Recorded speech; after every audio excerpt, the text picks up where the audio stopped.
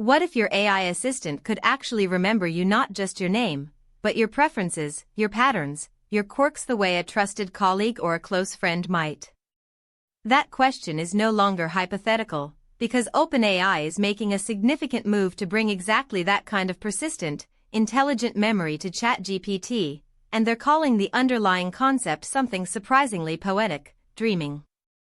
OpenAI has been working on what it describes as better memory capabilities for ChatGPT, a system designed to make the AI more genuinely helpful over time by allowing it to retain, organize, and intelligently apply information from past conversations. The initiative represents a fundamental philosophical shift in how we think about large language models, moving away from the idea of an AI that resets with every conversation, towards something that builds a coherent, evolving understanding of the individual user it's working with. The name dreaming is not just a marketing flourish. In neuroscience, dreaming, particularly during REM sleep, is deeply connected to memory consolidation. The human brain uses sleep to process experiences, filter out noise, and reinforce what matters. OpenAI appears to be drawing a deliberate parallel here. The system isn't simply storing raw conversation logs.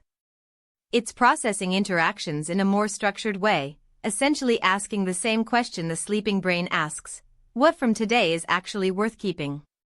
This distinction matters enormously. Early memory features in ChatGPT were relatively blunt instruments saving facts the user explicitly told the system, like a preference for bullet points or a dietary restriction.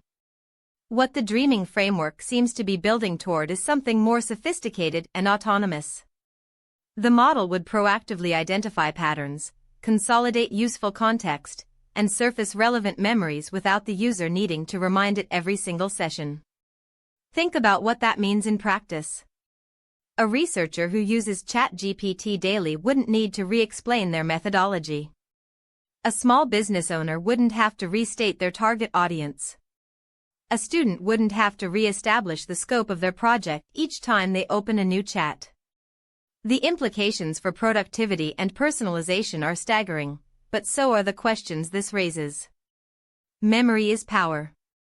The more an AI system knows about you in a persistent, structured way, the more influence it has over how it frames information, what it prioritizes, and ultimately how it shapes your thinking over time.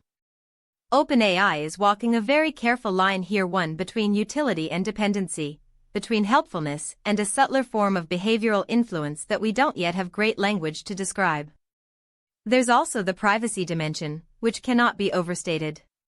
Users are already grappling with what it means for their conversations to be processed by AI systems. Persistent memory adds a new layer of sensitivity entirely. What happens to those memories if an account is compromised? How granular is user control over what gets retained and what gets deleted?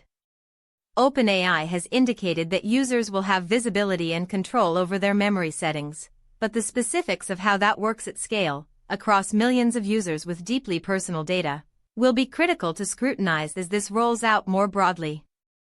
What OpenAI is attempting with dreaming isn't just a product feature, it's a redefinition of the relationship between humans and AI tools. We have spent decades building software that we configure.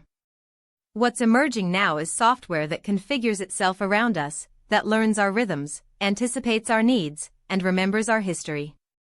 That's a genuinely new kind of relationship, and like all new relationships, it comes with both remarkable potential and risks we haven't fully mapped yet. The question isn't whether AI should have memory.